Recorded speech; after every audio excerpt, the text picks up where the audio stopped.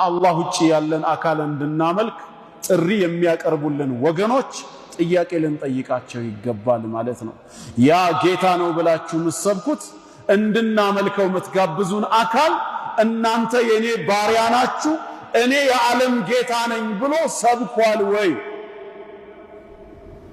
አዎ ብለው ከተናገሩ መጽሐፉን ክፈቱና አሳዩን ነው። አንድም ቦታ የለም።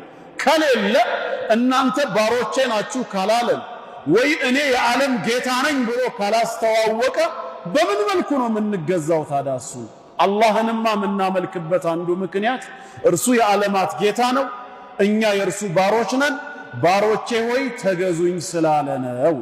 ይሄ አንደኛው ምክንያታችን ነው። ግልጽ ነው ወንድሞች፣ ተግባብተናል። ሁለተኛ አምላካችንን አላህን እርሱን ብቻ የምንገዛው እርሱን ብቻ የምናመልከው ለምንድን ነው ከተባለ ሊአነሁ ኻሊቁና ብቸኛው ፈጣሪያችን እርሱ ብቻ ስለሆነ ነው። እኛን ካለመኖር ወደ መኖር ያመጣን ሕይወትን የለገሰን የፈጠረን አስገኝ ፈጣሪያችን እርሱ ብቻ ነው። ከአላህ ውጪ ሰውንም ጅንንም መልአክንም ዓለምን ፈጥሬያለሁ ብሎ በግልጽ የተናገረ ማንም የለም እኔ ብሎ። አላህ የሚመለከው የዓለማት ፈጣሪ ስለሆነ ነው። ፈጣሪን ማምለክ እንደሚገባ የቱ ጋር ተናገረ ካሉ ሱረቱል በቀራ ቁጥር 21 ላይ አላህ በሱረቱል በቀራ ምዕራፍ 2 ቁጥር 21 ላይ ያ አዩሃናስ እናንተ ሰዎች ሆይ አለ ኡዕቡዱ ረበኩም ጌታችሁን ተገዙት ይለናል።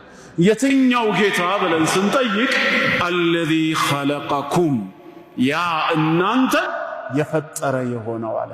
አምልኮ የሚገባው መፍጠርና ማስገኘት የቻለው ነው። እናንተን ብቻ ሳይሆን ወለዚነ ሚን ቀብሊኩም እነዚያን ከናንተ በፊት የነበሩትን ወላጆቻችሁን አያት ቅማያት እስከ አደም አለይሂ ሰላም ድረስ ያሉትን የፈጠረውን ጌታ ተገዙት። ዒባዳ የሚገባው ይሄ ፈጣሪ ብቻ ነው። ለዓለኩም ተተቁን ይሄን ጌታ ትጠነቀቁ ትፈሩ ዘንድ አለ።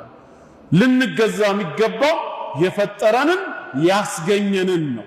በሌላም ስፍራ ምን ይላል? ሱረቱል አንዓም ምዕራፍ 6 ቁጥር 102 ላይ ዛሊኩሙላሁ ረቡኩም ይሃችሁ የናንተ ጌታችሁ አላህ ብቻ ነው። ላኢላሃ ኢላሁ ከሱ በስተቀርም በእውነት የሚመለክ ሌላ አምላክ የለም። ኻሊቁ ኩሊ ሸይ የሁሉ ነገር ፈጣሪ ነውና ፈዕቡዱህ ስለዚህም ተገዙት አለ። ስለምኑ? የሁሉ ነገር